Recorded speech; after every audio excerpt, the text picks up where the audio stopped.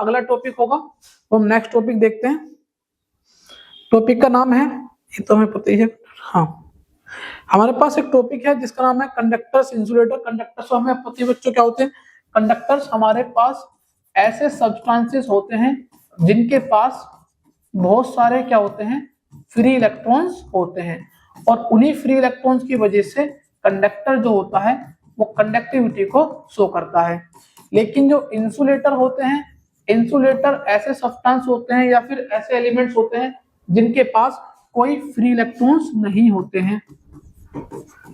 Free electrons का मतलब ऐसे इलेक्ट्रॉन्स होते हैं जो न्यूक्लियस की तरफ बहुत ही पुअरली अट्रैक्टेड होते हैं, मतलब न्यूक्लियस की पकड़ उन इलेक्ट्रॉन्स पे कम होती है, उनको बोलते हैं फ्री इलेक्ट्रॉन्स। बाउंडेड इलेक्ट्रॉन्स वो होते हैं जहां पर न्यूक्लियस उनको अच्छे से पकड़ के रखता है। कंडक्टर के पास फ्री इलेक्ट्रॉन्स होते हैं, इंसुलेटर का फ्री इलेक्ट्रॉन्स नहीं होते हैं, ठीक है। बाउंड, इनको फ्री चार्ज और बाउंड चार्ज बोलते हैं। अगला टॉपिक है behaviour of conductor in electric field. Behaviour of conductor in electric field. अब मान लो हम लोग ने एक टॉपिक पढ़ा है, ये हमारे पास एक हमने इलेक्ट्रिक फील्ड डाल दी। टॉपिक का नाम क्या है, behaviour, behaviour of conductor in electric field. Electric field में कंडक्टर का बिहेवियर क्या होगा। हम लोग ने कंडक्टर को एज्यूम करा है, वो कंडक्टर हमने इसके अंदर ड्रॉ कर लेंगे और हम लोग ने इसमें इलेक्ट्रिक फील्ड सेटअप करेंगे हम लोग। तो बाहर की जो इलेक्ट्रिक फील्ड कुछ इस तरीके से जाएगी बच्चों,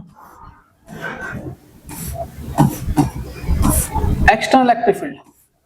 अब क्योंकि अभी हमने पहले पढ़ा था कि कंडक्टर्स के पास क्या होते हैं, बहुत सारे फ्री इलेक्ट्रॉन्स होते हैं, और जैसे इन पर फ्री इलेक्ट्रॉन्स होंगे तो जैसे इलेक्ट्रिक फील्ड डालोगे तो फ्री इलेक्ट्रॉन्स होंगे उन पे लगेगा फोर्स, और वो सारे फ्री इलेक्ट्रॉन्स इस साइड आकर के इकट्ठे होने की कोशिश करेंगे।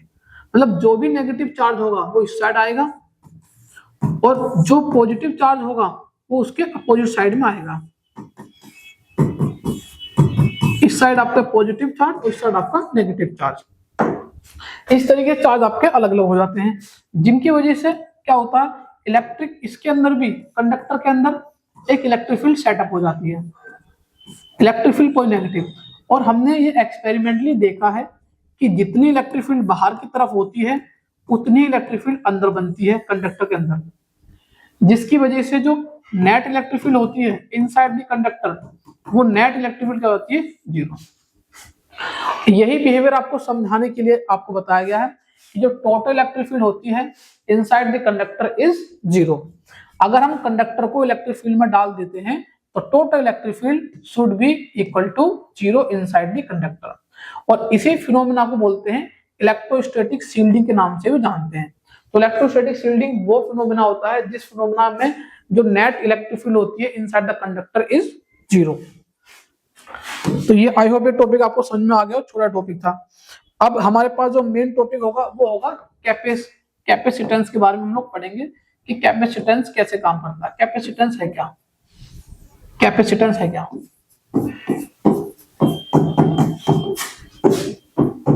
कैपेसिटेंस, ठीक है। अब कैपेसिटेंस के बारे में समझे। कैपेसिटेंस हमारे पास क्या होती है, कैपेसिटेंस ये प्रॉपर्टी होती है, property to hold a charge, to hold a charge. तो कैपेसिटेंस वो प्रॉपर्टी होती है किसी भी कंडक्टर की, जो कैपेसिटेंस है वो प्रॉपर्टी किसी भी कंडक्टर की जिसकी वजह से वो चार्ज को क्या कर सकता है, होल्ड कर सकता है। अब चार्ज को होल्ड करने की जो प्रॉपर्टी है वही कैपेसिटेंस कहलाती है। The property of a conductor to hold a charge is known as capacitance के नाम से जानते हैं। तो देखो पोटेंशियल जो भी हमारे पास होगा, फॉर्मूला क्या था इसका, हाँ, potential is directly proportional to charge, ठीक है। जितना पोटेंशियल, जितना आप चार्ज बढ़ाओगे उतना ही आपका पोटेंशियल बढ़ेगा। तो हमने जब देखा, चाहे इसको ऐसे करो ऐसे बोल सकते हो, Q is directly proportional to V, और इसको हटाते हैं तो लगाते हैं कांस्टेंट जो लगता है C, Q equal to CV। Unit की बात कर लेते हैं। जो ऐसा यूनिट हो गया हमारे पास कैपेसिटेंस की, वो हो गया हमारे पास फैरेड, हो गया हमारे पास ऐसा यूनिट। अगर हम इसकी बात करें, ये कैपेसिटेंस डिपेंड करेगा किस पे, जो भी हमारे पास कैपेसिटर की जो शेप होगा और उसके साइज पे, शेप पे डिपेंड करेगा और उसके साइज पे भी डिपेंड करेगा। शेप साइज के अलावा जो हमारे पास जो कैपेसिटेंस होगा वो नेचर पे भी डिपेंड करेगा, नेचर ऑफ मीडियम, कि हमने कौन सा मीडियम लिया है, ये नेचर ऑफ मीडियम पे भी डिपेंड करेगा।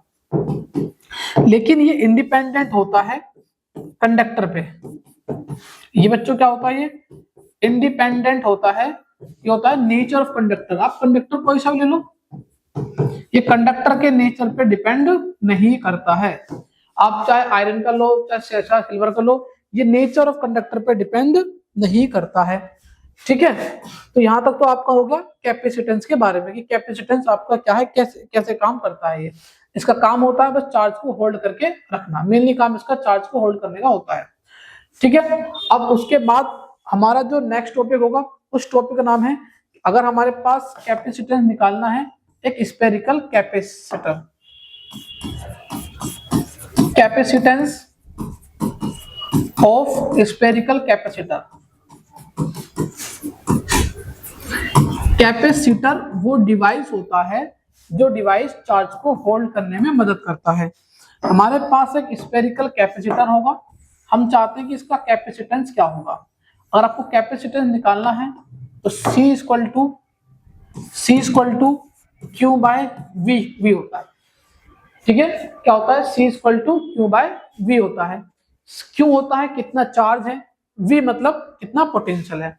तो हम इसको लेट करेंगे, ये हमारे पास एक यूनिट पॉजिटिव चार्ज है और यूनिट पॉजिटिव चार्ज का पोटेंशियल कितना होता होगा सरफेस पे 1/4 pi epsilon naught Q by R। R मतलब रेडियस ऑफ द स्फीयर। तो बस हम लोग क्या करेंगे, इसमें V की जगह डाल देंगे, V का यहाँ पर 1/4 pi epsilon naught Q by R। Q से Q कैंसिल हो जाएगा, तो जो स्फेरिकल कैपेसिटर का कैपेसिटेंस होगा वो होगा 4 पाई एप्सिलॉन नॉट R। ये होगा हमारे पास पहले, ये होगा हमारे पास इसका वैल्यू, और इसकी वैल्यू बेटा काफी ज्यादा होती है, ये काफी ज्यादा वैल्यू होती है, इस बात को आप ध्यान रखना। ठीक है, अगर आपको इस तरीके का कैपेसिटेंस चाहिए या कैपेसिटर चाहिए जो इतना चार्ज को होल्ड करे, 1 फैरेड को होल्ड करे, तो ये काफी ह्यूज अमाउंट हो जाता है आपका। ठीक है, इसके बाद हमारे पास जो नेक्स्ट टॉपिक आता है, हम लोग जल्दी अपना रिवाइज करेंगे, इस चैप्टर को खत्म करेंगे, जहां मेन होगा वहां मैं आपको अच्छे से बता दूंगा उस टॉपिक को। अगला है पैरेलल प्लेट कैपेसिटर। इसकी डेरिवेशन बहुत इंपॉर्टेंट है। पैरेलल प्लेट कैपेसिटर, हमारे पास कैपेसिटर कई तरीके के होते हैं।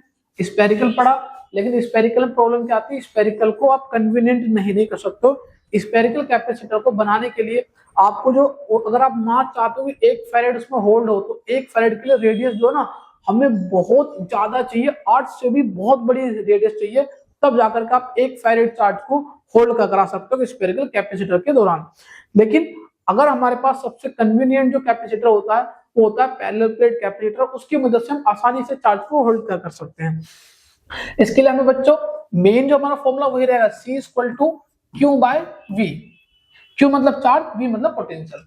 अब हम अगर कंस्ट्रक्शन करना है तो बना सकते हो, एक पॉजिटिव प्लेट ले सकते हो, एक आप नेगेटिव प्लेट ले सकते हो। ज्यादा लोचा नहीं है इसके अंदर, आराम से हो जाएगा, प्रॉब्लम ही नहीं इसके अंदर। मैं तो कहता हूँ बहुत आसान है। अब ये सरफेस चार्ज डेंसिटी से वर्क करेगा, तो सिग्मा क्या होती है, चार्ज पर यूनिट एरिया, जो भी आप एरिया यूज करो, चार्ज यहां से कितना निकाल लोगे, चार्ज निकाल लोगे सिग्मा इंटू एरिया।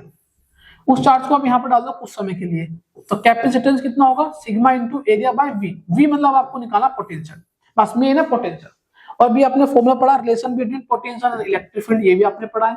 तो वो क्या होता है, V equal to E into जो भी इनके बीच का डिस्टेंस है कितना है, D है, तो मैंने ले लिया था D, epsilon not A upon B हो गया। अब बस मुझे इलेक्ट्रिक फील्ड निकालनी है, इलेक्ट्रिक फील्ड निकाल के इसमें डाल के आंसर आ जाएगा। और याद, मैंने इसके अंदर जो इलेक्ट्रिक फील्ड होती है वो होती है sigma by epsilon not. Electric field inside the capacitor क्या होती है, सिग्मा बाय एप्सिलॉन नॉट। अगर मुझे फॉर्मूले में यहाँ पर C equal to sigma A upon E की जगह डालूंगा sigma by epsilon naught into D। ठीक है। अब इसमें कुछ और चीज छूट तो नहीं इसमें, ठीक है। ये सिग्मा से सिग्मा कट गया, तो सी का फॉर्मूला क्या आ गया, epsilon naught A by D. बताओ इसमें कुछ था क्या, इसमें कुछ था ही नहीं। तो पहले प्लेट कैपेसिटर के डेरिवेशन बहुत आसान है, बहुत आसान। फॉर्मूला बस याद रखना, Q बाई वी, Q क्या होता है सिग्मा इंटू एरिया, डाल दिया, V मतलब पोटेंशियल। अब पोटेंशियल मैंने रिलेशन तो पढ़ा रखा है, E इक्वल टू माइनस का del V by del R, तो वहां से पोटेंशियल कितना हुआ, E इंटू डी, डी मतलब प्लेट के बीच का डिस्टेंस, E मतलब electric field inside the capacitor, जो कि कितनी होती है, सिग्मा बाय एप्सिलॉन नॉट होती है। सिग्मा सिग्मा कड़ी ऊपर आ गया। तो आपने देखा यहाँ जो कैपेसिटेंस है वो एरिया पे डिपेंड कर रहा है, डिस्टेंस डिपेंड कर रहा है। एरिया मतलब ये इसके साइज पे डिपेंड कर रहा है, लेकिन ये इस पे डिपेंड नहीं कर रहा कि हम कौन सा मटेरियल ले रहे हैं।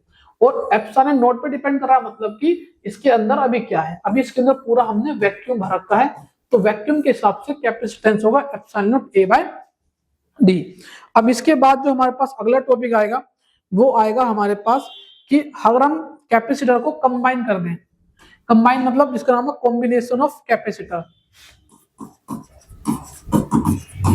Combination of capacitor. अगर हम कैपेसिटर कंबाइन करें तो कंबाइन करने के दो तरीके होते हैं कि एक तो हम उसको सीरीज में कंबाइन करें, दूसरा होता है कि हम उसको पैरेलल में कंबाइन करें। एक सीरीज में और दूसरा पैरेलल में। सीरीज में कंबाइन करने का तरीका, positive plate negative plate, positive plate negative plate, ऐसा करके ऐड करें। तो जब हम सीरीज में ऐड करते हैं तो जो हमारा नेट कैपेसिटेंस होता है वो उल्टा चलता है, तो 1 by C net equal to 1 by C1 plus 1 by C2, ऐसे करके आगे बढ़ाते रहो।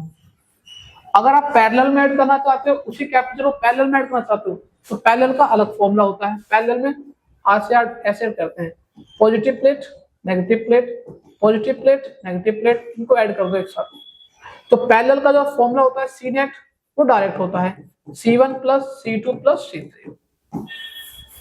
ये छोटा सा हमारे पास टॉपिक था, इसकी कोई डेरिवेशन नहीं आ रही, तो डायरेक्ट आप अपने माइंड में याद रखना। सीरीज में ऐसे ऐड करते हैं नेट कैपेसिटेंस, और पैरेलल में ऐसे निकालते हम लोग नेट कैपेसिटेंस। ठीक है, सीरीज पैरेलल के बाद अगला जो टॉपिक होगा हमारे पास, उस टॉपिक का नाम है energy store in a capacitor.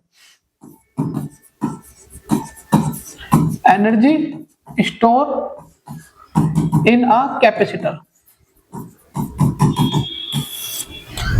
Energy कितनी स्टोर होगी किसी भी कैपेसिटर के अंदर। अब इसकी डेरिवेशन नहीं आ रही है तो अगेन आप फॉर्मूला रख लो, फॉर्मूला होता है हाफ सी वी स्क्वायर। एक फॉर्मूला तो आपके पास ही हो गया, हाफ सी वी स्क्वायर। मुझे ऐसे होता है हाफ सी वी स्क्वायर। अब मुझे पता है सी कितना होता है मेरा, क्यू बाई वी, तो मैं यहाँ सी डाल के और फॉर्मूला ड्राइव कर सकता हूँ। सी कितना है मेरे पास, Q by V into V square, तो वी से वी कटूंगा तो फॉर्मूला आ गया हाफ क्यू इंटू वी। दूसरा फॉर्मूला ये आ गया। ठीक है, ऐसे ही अगर आप निकालना चाहो तो और भी आगे निकाल सकते हो कि आप चाहो तो इस बार पोटेंशियल चेंज कर सकते हो, पोटेंशियल को चेंज कर सकते हो किसी और के रेस्पेक्ट में। जैसे कि अगर आप मुझे यहाँ से पोटेंशियल निकालना है, पोटेंशियल आप क्या हो, क्यू बाई सी पोटेंशियल कर सकते हो, क्यू बाई सी। अभी स्क्वायर तो स्क्वायर लगा दो, तो फॉर्मूला कितना बन गया, half C Q square upon C square. C से सी काट दो तो half Q square by C. तो तीन फॉर्मूले हो सकते हैं हमारे पास कैपेसिटर के। अगर हमें एनर्जी निकालनी, कितनी कैपेसिटर एनर्जी स्टोर करेगा। कैपेसिटर क्या करता है, इलेक्ट्रिक एनर्जी को स्टोर करके रखता है। कितनी स्टोर करेगा, फॉर्मूला आपके पास है half C V square, half Q V और half Q square by C. अब इसके बाद हम लोग नेक्स्ट टॉपिक पर आते हैं।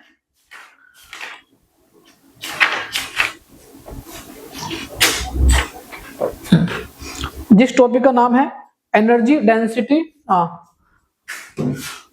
नेक्स्ट टॉपिक पर आते हैं जिसका नाम है एनर्जी डेंसिटी। टॉपिक नाम है हमारे पास energy density of electric field. Energy density of electric field, energy density of electric field. Energy density of electric field का जो सिंपल मतलब होता है, इसका मतलब होता है कितनी एनर्जी आपने स्टोर करी है, energy store per unit volume. कोई भी कैपेसिटर है, कैपेसिटर में जो भी एनर्जी स्टोर हुई है वो एनर्जी देखो पर यूनिट वॉल्यूम में कितनी एनर्जी स्टोर हुई है, वही आपकी क्या कहलाती है, एनर्जी डेंसिटी। अब जो भी टोटल एनर्जी स्टोर होगी उसका जो फॉर्मूला होगा वो होगा half epsilon not E square A into D, half epsilon not E square A into D. और नीचे क्या होता है, वॉल्यूम है। वॉल्यूम जो होता है स्टूडेंट, वॉल्यूम होता है एरिया इंटू डिस्टेंस। तो एरिया इंटू डिस्टेंस को काट सकते हैं, तो जो भी एनर्जी स्टोर होगी हमारे पास वो एनर्जी स्टोर इन कैपेसिटी या एनर्जी डेंसिटी वो होगी एप्सिलॉन नॉट ई स्क्वायर। ये आपके पास फाइनल आंसर होगा। हालांकि इसकी डेरिवेशन भी है लेकिन हमें वो करनी नहीं है, हम लोग रिवाइज कर रहे हैं बस अपना। अगला जो टॉपिक होगा हमारे पास उस टॉपिक का नाम है रीडिस्ट्रीब्यूशन ऑफ चार्जेस। अगेन इसकी डेरिवेशन है लेकिन मैं आपको बस ओनली ऑन इसको रिवाइज कराऊंगा, इसमें फॉर्मूला कौन सा लगेगा। टॉपिक का नाम है रीडिस्ट्रीब्यूशन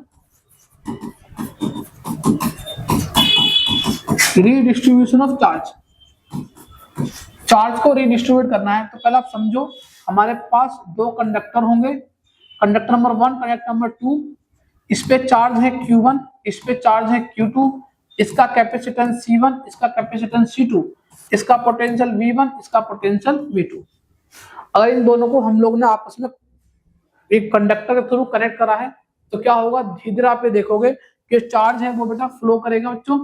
और जैसे ही चार्ज फ्लो करेगा, चार्ज से फ्लो करने से ये दोनों का इसका पोटेंशियल अगर V1 ज्यादा है V2 से तो धीरे धीरे V1 का पोटेंशियल कम होता रहेगा और V2 का पोटेंशियल बढ़ता रहेगा, क्योंकि चार्ज यहाँ से यहाँ फ्लो करेंगे। और एक टाइम ऐसा आएगा जहां पर दोनों के बीच का पोटेंशियल सेम हो जाएगा, और जिस पॉइंट पर आकर दोनों पोटेंशियल सेम होगा उसको बोलते हैं कॉमन पोटेंशियल। उसका फॉर्मूला होता है C1V1 plus C2V2 upon C1 plus C2। ये होता है उनका कॉमन पोटेंशियल का फॉर्मूला, ठीक है। C1V1 plus C2V2 upon C1 plus C2 common potential इनका ये होगा। कॉमन पोटेंशियल के बाद इसका एक फाइनल फॉर्मूला होगा कि जो है एनर्जी का लॉस कितना होगा। तो ये फॉर्मूला आप याद रखें, एनर्जी लॉस। इसका छोटा फॉर्मूला है एनर्जी लॉस का,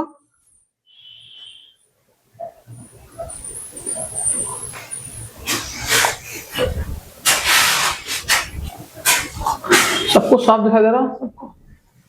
इसका जो एनर्जी लॉस का जो फॉर्मूला है वो है हाफ C1 C2 ब्रैकेट में V1 माइनस V2 का whole square upon C1 plus C2।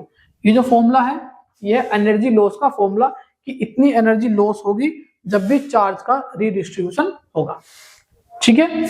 इसके बाद जो हमारा नेक्स्ट टॉपिक चलेगा उस नेक्स्ट टॉपिक का नाम है डाइलेक्ट्रिक। के बारे में देखते हैं कि डाइलेक्ट्रिक हमारे पास क्या होते हैं। डाइलेक्ट्रिक हमारे पास ऐसे इंसुलेटर होते हैं जो कि अलाउ करते हैं electric field to pass through them. Dielectric ऐसे इंसुलेटर होते हैं जो कि अपने अंदर से इलेक्ट्रिक फील्ड को अलाउ करते हैं, लेकिन वो रोकते हैं किसको, but oppose the flow of charge. अपने अंदर से वो चार्ज को फ्लो होने नहीं देते हैं। एग्जाम्पल में आप माइका भी डाल सकते हो। माइका और क्वार्ट्ज ये जो होते हैं वो आपके पास डाइलेक्ट्रिक होते हैं जो कि अपने अंदर से इलेक्ट्रिक चार्ज को फ्लो नहीं होने देते, लेकिन वो अपने अंदर से इसको इलेक्ट्रिक फील्ड को पास कर देते हैं। डाइलेक्ट्रिक दो टाइप के होते हैं। एक होता है पहला डाइलेक्ट्रिक जिसको बोलते हैं पोलर डाइलेक्ट्रिक, और एक होते हैं नॉन पोलर डाइलेक्ट्रिक। पोलर में आप एग्जांपल डाल सकते हो HCl और नॉन पोलर में डाल सकते हो H2O। HCl में प्लस अलग हो जाता है, माइनस अलग हो जाता है, मतलब इनके पॉजिटिव सेंटर नेगेटिव सेंटर दूसरे पे लाई नहीं करते। लेकिन नॉन पोलर में क्या होते हैं, उनके पॉजिटिव के सेंटर नेगेटिव सेंटर एक दूसरे पे लाई करते हैं। इसके बाद कि इन डाइलेक्ट्रिक का इस्तेमाल कहाँ पर होगा, हमारा जो मेन टॉपिक है हमारे पास। हाँ, और मैं आपको कुछ बातें मैं आपको बता देता हूँ। एक टर्म आती है डाइलेक्ट्रिक कांस्टेंट, वो होती है कि हमने जो बाहर की इलेक्ट्रिक फील्ड डाली है अपॉन रिड्यूस इलेक्ट्रिक फील्ड जो भी अंदर बची हुई है। मान लो ये आपका डाइलेक्ट्रिक है, इस डाइलेक्ट्रिक को हम लोग ने एक यूनिफॉर्म एक्सटर्नल इलेक्ट्रिक फील्ड की प्रेजेंस में डाला है। जैसे हमने इसको एक्सटर्नल इलेक्ट्रिक फील्ड की प्रेजेंस में डाला है तो इसके अंदर कुछ चार्जेस होंगे, वो चार्जेस पोलराइज हो जाएंगे, माइनस वाले एक साइड प्लस वाले एक साइड, तो इसके अंदर भी एक इलेक्ट्रिक फील्ड बनेगी। अब क्योंकि कंडक्टर तो नहीं है, और कंडक्टर होता तो अंदर की इलेक्ट्रिक फील्ड उतनी होती जितनी आपकी एक्सटर्नल इलेक्ट्रिक फील्ड, मतलब अंदर होती जीरो। अब क्योंकि अंदर इलेक्ट्रिक फील्ड कम है, बाहर ज्यादा है, तो जो अंदर जो बचेगी, जो नेट इलेक्ट्रिक फील्ड बचेगी, वो एक्सटर्नल जो अंदर इलेक्ट्रिक फील्ड बनेगी वो क्या होगी, एक्सटर्नल माइनस जो भी अंदर प्रोड्यूस हुई है, तो इतनी बनेगी। तो उसी को लेके टर्म आती है डाइलेक्ट्रिक कांस्टेंट, वो होती है जो आपके पास ओरिजिनल इलेक्ट्रिक फील्ड है अपॉन जो आपके पास रिड्यूस इलेक्ट्रिक फील्ड बची हुई है, इसे बोलते हैं डाइलेक्ट्रिक।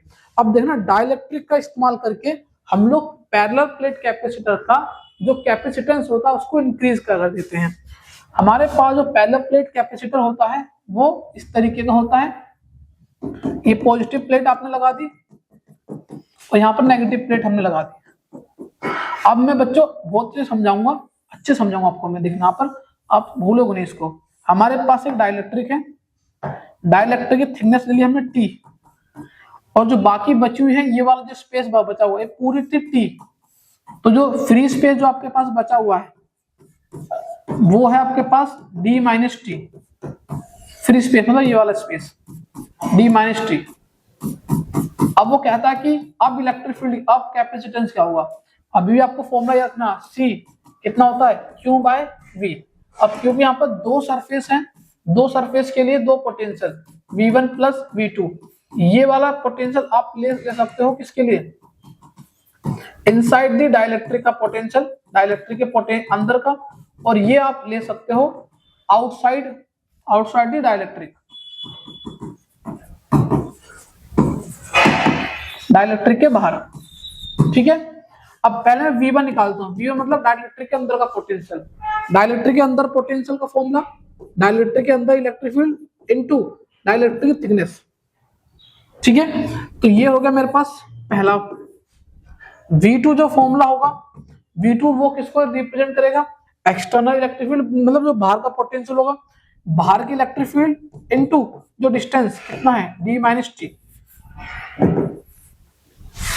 ठीक, अब मैं इसको यहां पर पुट कर दूं, क्यों चार्ज पर यूनिट जो यहां पर हम यूज करेंगे, क्यों अगर आपको निकालना है तो आपको यूज करना पड़ेगा surface charge density. Surface charge density क्या होती है, sigma, charge per unit area, charge निकाल सकते हो कितना होता है, सिग्मा इंटू एरिया। तो मैं यहां पर डाल सकता हूं चार्ज की जगह, आपको ऊपर चार्ज आप डाल दो सिग्मा इंटू एरिया, नीचे दो पोटेंशियल, पहले ये वाला ET प्लस दूसरा potential E naught upon D minus T. अब हमें जो है डाइलेक्ट्रिक कांस्टेंट के बारे में जानना होगा। डाइलेक्ट्रिक कांस्टेंट क्या था, डाइलेक्ट्रिक कांस्टेंट मैं बता था K equal to external electric field upon जो अंदर रिड्यूस इलेक्ट्रिक फील्ड थी। तो अगर मैं यहां से इसको फाइंड करूं, ये वाली वैल्यू को,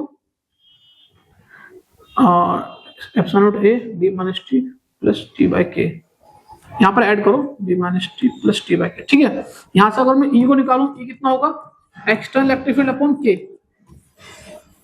अब इसी वैल्यू को मैं यहाँ पर पुट कर दूंगा, यहाँ पर इसको यहाँ पर पुट करेंगे, तो C equal to sigma A upon ये कितना है E naught by K T plus E naught into D minus T. तो C equal to sigma A, ऊपर से कॉमन लो E नोट, तो यहां बचा T by K plus D minus T. Thickness उसकी कितनी थी, T थी ना, हाँ ठीक है।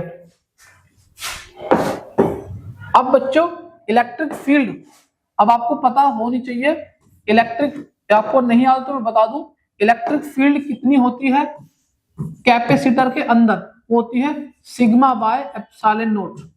Electric field inside the capacitor sigma by epsilon note होता है। और नीचे कितना बच गया, इसको पहले लिख लो D minus T plus T by K. Sigma sigma cut गया, अब जो फॉर्मूला बन के तैयार हुआ वो C equal to epsilon naught A upon D minus T plus T by K. ये है आपके पास फाइनल डेरिवेशन। कोई ज्यादा टफ नहीं थी, बस आपको इसमें दो पोटेंशियल निकाले थे, पहला V1 पोटेंशियल, दूसरा V2 पोटेंशियल। V1 डाइलेक्ट्रिक के अंदर, V2 डाइलेक्ट्रिक के बाहर। इसमें कुछ केसेस बन सकते हैं, जैसे अगर मैं पूरे के अंदर डाइलेक्ट्रिक फिल कर दूं तो T इक्वल टू डी के बराबर हो जाएगा। तो यहाँ पर डाल दो आप कितना, यहाँ डाल दो कितना T और D plus D bye K, ये से कैंसिल हो गया। तो अब C कितना आ गया, C आ गया K into epsilon naught A by D. जो अगर हम डाइलेक्ट्रिक नहीं डालते तो capacitance epsilon naught A upon D, लेकिन जब डाइलेक्ट्रिक को डाल देते हैं तो डाइलेक्ट्रिक डालने के बाद अब K टाइम कैपेसिटेंस बढ़ जाता है। और इसके साथ आपका ये चैप्टर भी खत्म हो जाता है। तो इस चैप्टर का रिवीजन कर लिया हो, अगर कोई छूट गया हो टॉपिक तो आपने बताया, मैं उसको करा दूंगा। अगर आप चाहते हो कि मैं इसकी पीवाईक्यू कराऊं तो मैं इसकी पीवाईक्यू की एक डेडिकेटेड वीडियो बना लूंगा। पहले मेरा मेन फोकस होगा सभी चैप्टर के मैं आपको रिवाइज करा दूं, फिर उसके बाद पीवाईक्यू कराऊंगा।